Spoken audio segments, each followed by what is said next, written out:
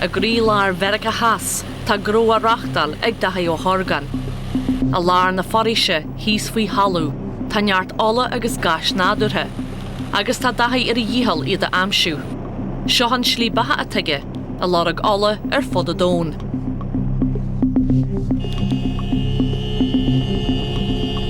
An seo sa wolaf, ní gan dua atá a chajibre. A gavílas a sé, bryn Evo Morales, uachtar an na balaive, ráchas a Havana, Cuba, a glacu silaf achwaní alla agus gas a hir. Yibris an na hol cólachtaí móra alla ón wolaf. Ach tá túris gan anis, gan arfar sin.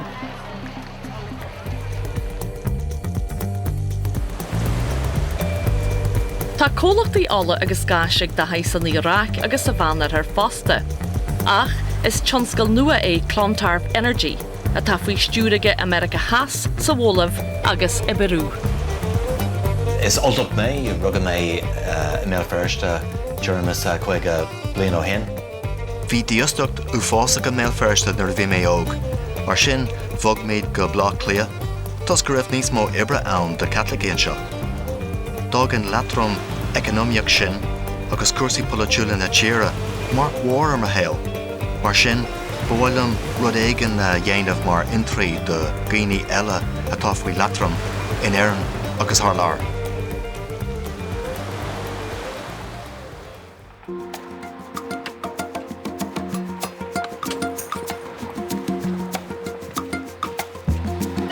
Caitheann dahi rinshwaith ama a taistil fod a dón.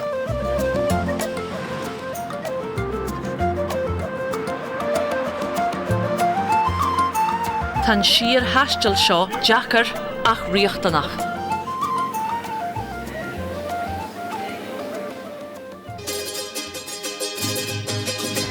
Tan wolaf cheandan na tíre is buchte America Haas. Syrian an gra ibrí níos lúna $10 sa teachtain. Tá dahi ó Horgan sa wolaf leis an eistú is déine do chlontarf energy a Arbert. Le kenú gnéire heilis, cai se maragú dhéanú le rialtas na tíre. Rialtas a tá áirasach fa inneisteí ón íosacht. Agus tú a mun gró sa tíir seo, tá sé táfhachtach leabhart den gná gaoine ar an talamh. Pero este ex vicepresidente Cárdenas, ¿ya existe o no? No. No, ya se fue. Ese ya bajó de... Ok. Entonces... Cé gur bocht an tíri an wolaf tá rudaí a bisisiúan. Le rins blianta a nuas, neartaí an bhonrach nua carta na nuchasach sa tír. Há siad an dúchasach Evo Morales mar uachtaran, agus don cheadúir tá gú láidir acu a rialtas na tíre. Fáilte Nuestra Señora de la Paz, no armáthair na séacána a Spáis. Seo príomh cathair na Bolív. Tá níos mó ná milliún duine ina conaíonn seo. Tá bocht na saon, ach nuair tháinig mé an céadúir san bblion 86, bhí 5 fiúháin scart idirnáisiúnta dhéanamh.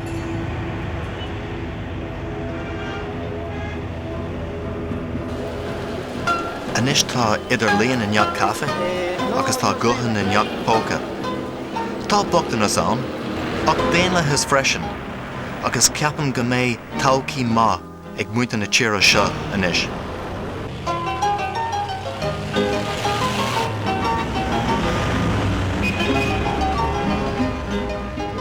Tá Mauricio González in a phríomh aimimnach ar chlontarf energy sa wolaf. Tugann se túris do gathí ar stad na tíre ó híomh cuasaí polítíochta agus eacnamaíochta de. Cé gur dhíbar an tuachtar an Evo Morales, cólachtaí móra as sa tír go dtí seo níor carúisteanna amach ar cholacht gathí. Tá se sa wolaf anis le fall amach bhfuil féidirach don dal a ggófartíocht le cólacht alla an rialtas. I describe David as special and unique. You have David working 24 hours a day. He can be going from one country to the next across half the globe.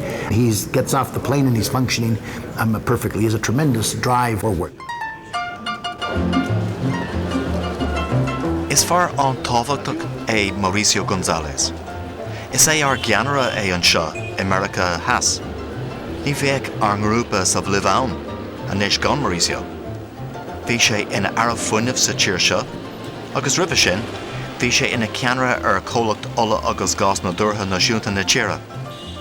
Tá focail confianza sa Spáis, rud a cilíonn muín, agus tá go leor muín agam as Mauricio.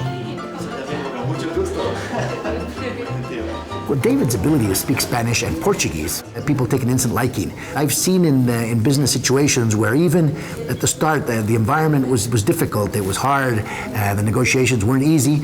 By having David come in this way with that charm, that's opened a lot of doors for David. It's gotten him to develop business which otherwise perhaps wouldn't have been as easy to develop. Nos interesamos mucho en aumentar nuestras inversiones acá en Bolivia y buscar cualquier tipo de sociedad o manera de trabajar con ustedes que sea posible. Tá an cruinne seo antáhachtach, tus go bhfuil feib mhór agan le rátaí cánach na tíre seo. Destruido prácticamente el aparato productivo de acá de la nación. Tá deacreachtaí móra againn ag díoló leis an Ryan cánach. Tá feibanna ag gach chomhlacht idirnáisiúnta go ginearálta ló. Tá minic éirí theachtar réiteach leis an rialtas faoi seo. Níl sé simplí san bhfuilh ach economic in ní bhfuiling an con ufásaigh éic. A ceapan go éic fan bíad rud éigean agus béad míad ceart go leor. Agus daithí a casaid fan ráta cánach 8 fan géad a gheartar ar cólachtaí móra sa bhólamh, tá brú fasta ar a rialtas níos mó cearta a chóirt don lochta bre. Le linn dá gaithí a bheith freastal ar chrunníthe, tá na mínadorí a léirsú ar na stráideanna a lorg ardú pá. Ceapan gur éirigh amálinn. Bhí sé oscailte, thug sé go leor amadúin, agus bhí sé go éisteach go curamach. Dá bhrí sin ceapan go bhfuil seans againn, ach tá gach rud ag brathir Evo Morales.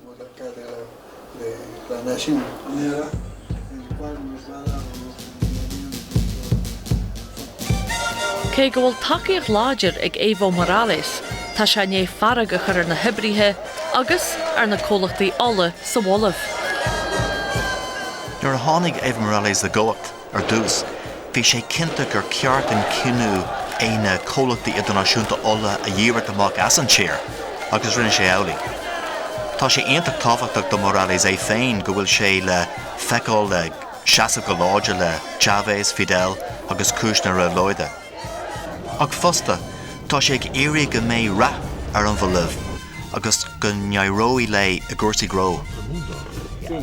Obviamente los costos también subieron, pero no al mismo.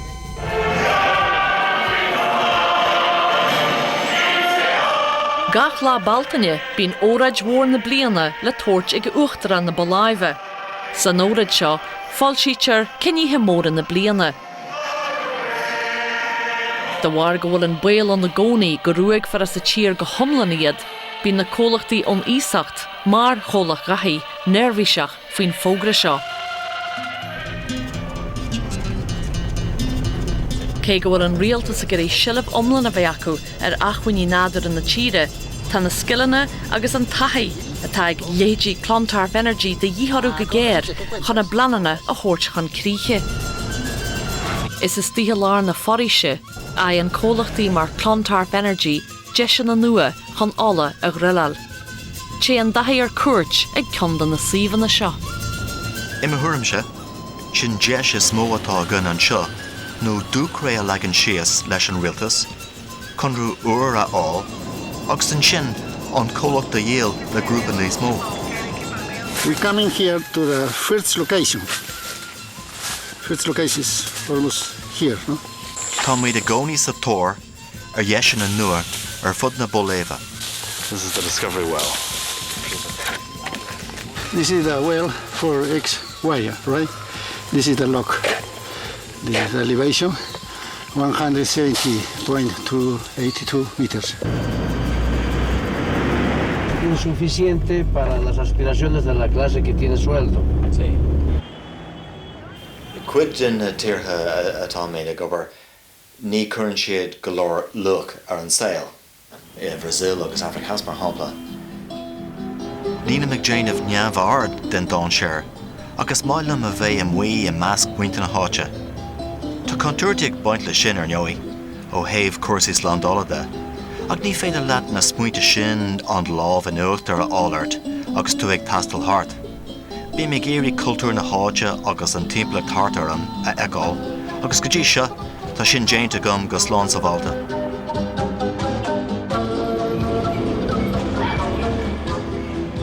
A haníthe de luin bín barbecue ag locht an ala. Ágad hóisialta ach pléitir cuasaí gró fasta. Ar náid bín dahaon. Spit that's a talk o tier ar be agus dulles jock ag point na diniana agus anach mar hampla bhí mé point na dinias na quality mora agus na quality service agus duine sé lumsa could a will le fall san realtas san chunks ganál cén Jack atá cén deis atá ann. What happened in Bolivia in terms of a revolution had to happen. To me, Evo isn't a Marxist. To me, Evo is like Michael David in Mayo. His people were oppressed for 500 years, and his people want dignity and representation. Yes, he left school at 14. Yes, he does stupid things, but he's learning quickly. And it's a better society because the indigenous people have recognition. The challenge for us as business people is to work out how to live with the new reality so that they gain and we gain and our shareholders gain, and we can do that.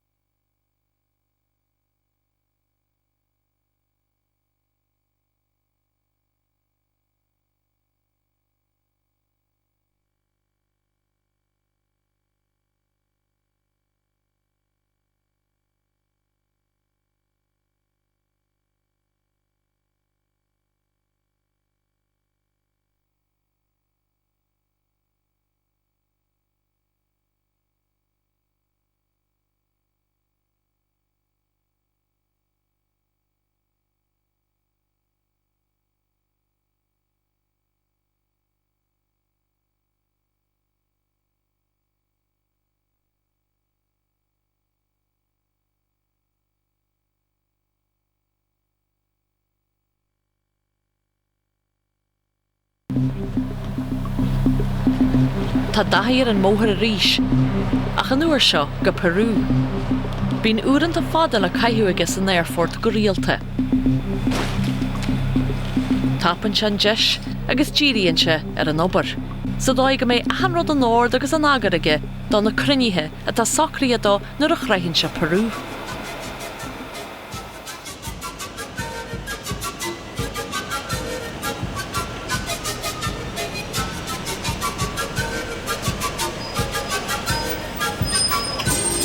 Bhí coladh beag agus gá thaobh agan ribhe an seo a Peru. Díolmuid iad sin, agus rinne muid brabúis má duna scar helmhóirí. Anois támuid ag déanamh iad coladh uair a bhana I ggóbharteach leis an rialtas nua thofa, le deisina uair a éasrú agus a urbert más féidir. Ar neoí, mar argró, is é an cuaram atá ormsa na brabúis a dhéanamh. Ach fosta, credan go joey an isteach de thugam na steachan seo, differ mhór a dhéanamh de gráthhéil na níní bogta. Is é sin an Dúshlán gan áras, an dárá ar astal.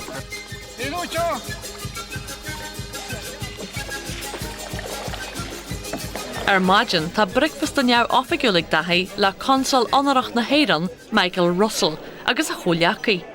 Is cuid de chuman trachtal na héireann a Peru iad, agus tá dathaí a ghlacú nótaí wifa faoi chóirsaí sa tír. My name is Michael Russell. I'm the honorary Irish consul here. Other than China, Peru in the last 10 years has had one of the highest growth rates. They've cut deeply the bureaucracy. There's also great opportunity here. And there's Irish investment coming here, and not only directly from Ireland, but Irish people from abroad in Australia and in mining, and from America in tourism. I reckon that Irish generated investment will probably invest up to maybe in the next 3 or 4 years more than $500 million. Tá cruinnithe mar seo tábhachtach dom, mar is féidir lom plé a dhéanamh faoi cuasaí sa tír go neamhar Malta.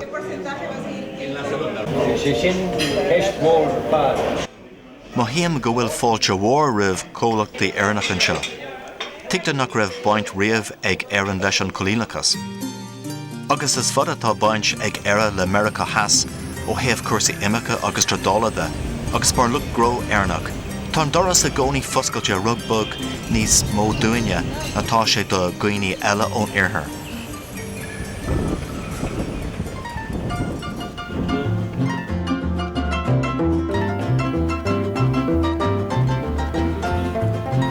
Le rion an deileh sin có táhachtachas atá le hacuaní míadóireachta I gcultúr agus economiacht na bhfuilithe.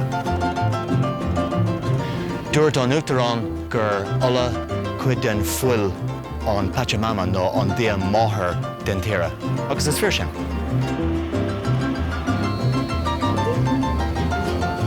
Tá dathí agus an inis ar amálach ón phríomhchathair le Paz go dtí Parcais Montegudo, tar is 120 km ar ghrách mhuire.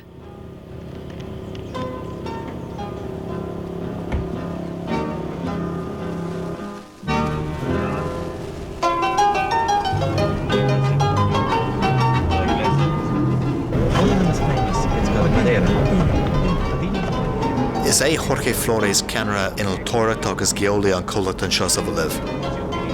Mar cheannasaí ar Chlantarf Energy, caithfí dathí cuairte thuirt ar Montegudo, le bheith cinse go bhfuil inistú in chomhlachta slán.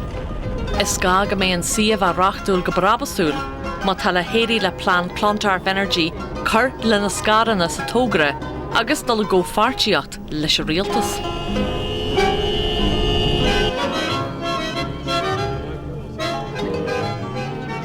Tá clú agus cáile na móthir seo mar gheall ar Che Guevara. Tugtar a rúta de Che ar an bhóthir seo, mar thart ar an gceantar seo sin an áit a bhfuair sé bás. Sta tíortha seo agus tú ag pleaná, caithfí de cuimhnú nach bhfuil ann ach infrastruchtúr anbhunasach. Bhuibit le bheith I Montegudo in 5 uair clog, ach tá míid 7 uair clog ar an máthair níis, agus tá míid a bhfad ó ceann scríb go fóil. Is iad sin na céad cric Piemonte nó foothills na Andes. Well, deirte gur chur dia an ola agus gás in áit na Jackar, agus fécinn sin is áit agus rair géantachaí ach níl sé éasca ó brígéanamh san ceantar seo.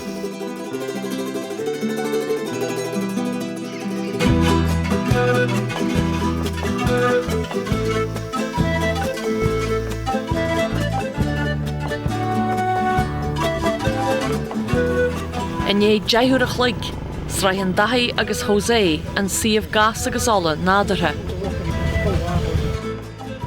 Is sean siomh ola é Montegudo, agus furas níos mó na 50 milliún barrala as an tobar go dtí seo. Tá Jorge anán an orbit atá ag tarlóin seo a bhíonú doing go min nuair a thritheméid an siomh. Is mór an cuidiú domsa é, gachród a eáil agus a cloistealaí. Cuidíonn sé go mórlam agus mé an mún mo cuid ibrann seo. El fuente de poder es el gas natural en sí. Se usa, se quema en el comprimador. Ag féicid amach roin, sin rud is mó atá muid a géirí a bhaint amach sa todhchaí ná gás na dúrtha aimsiú, nach bhfuil thíos có domhan sin. Tá an gás an seo níos mó na 4,000 métar faoin dalamh. Ní síl dúrálta fós, ach sin an planetá gin. Comprimiendo el gas para el gasoducto. Para la planta. Okay, para la planta. Okay, muy bien. Is le cólach dathí 3 géad an siomh seo, ach tá se bartaí acu 5 géad a bheith acu ribhhád. Deanan siad an talla a íspórtáil go dtí an Argentín, sin an dóid I nítear an Brabus.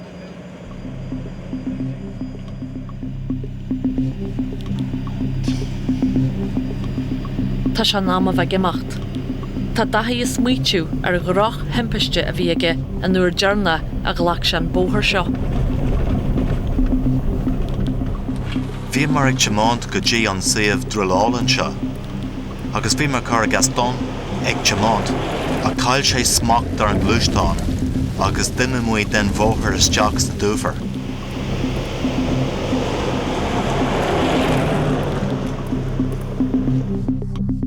We just had a crash. The engineer, was thrown, I think, through the front windshield. His head is twisted around. I don't want to move him. He didn't respond, and there's no pulse. Please go to the vehicle. I've put it on the film so you can see where it is. It's a couple kilometers, maybe a bit more off the road. Please hurry. Thank you.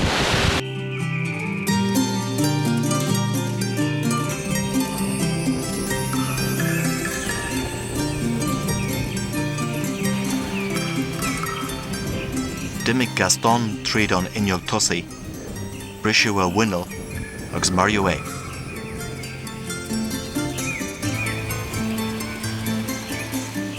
Tharla go raibh mé cathamh hata dúr ar ma ceann, agus bris an hata agus bris me scéal freisin, ach thuachas leis an hata bhí ormsa tá mé beo fós.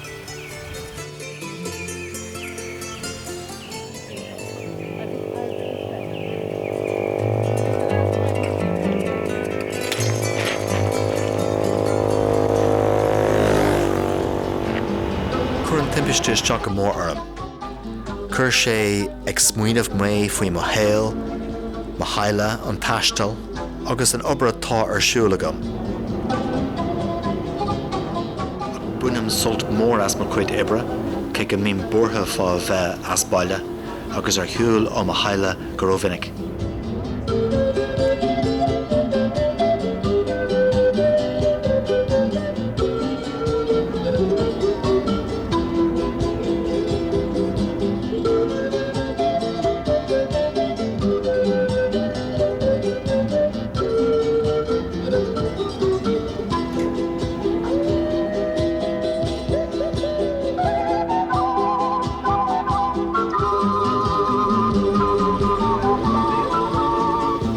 Is agin cad é atá macróin sa bhuilibh agus a barú, nó cad é mar a ghlacaí na rialtas agsúla linn ar dúramí. Dar tháinig muid an seo ar dús, dúirt sanálathe London linn, nach méid muid ábalta I brú a barú. Ach inis, tá muid ag lorg an darna conra. Tá rud céin ráite go faoin bhuilibh. Ach tá méid dóchas a go méid conra idir Clontar Fenergy agus rialtas na bhuilibh ribh fad. Tá scéile le theocht faoin conra I barú aniu, ach beidh mé sa bhaile sur a mé aon dóirt faoin ar dóchaí sa bhuilibh.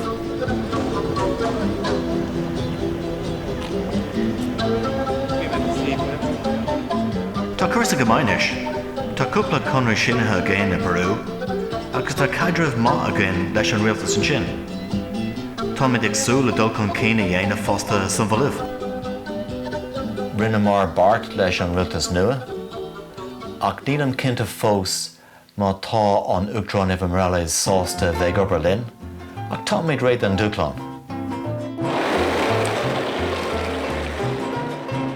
Ní ruairt an tuachtar an Uimhe Morales aon rud in na áirid ar an híúlá de bhailtaine a churú bach nó srían ar Clontar Fenergy agus iad a lot of conrú nua sa bhuilibh.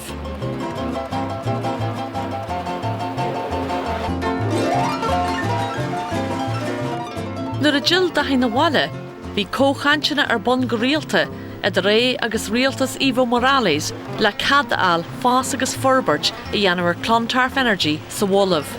Chuidí an toras rinse go mór leis an nasca de ré agus an rialtas a láidrú. Tásúlaigh daithí dul arás go dtí an bhuilibh go luath leis an nasc nua seo a chothú agus a chuomhnú.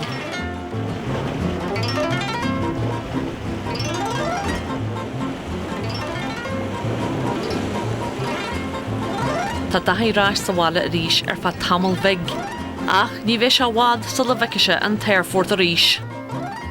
Sin an síla tuige, sin an Dúshlán atá sa chóir a an lá agus é sa tóir ar alla an dóm.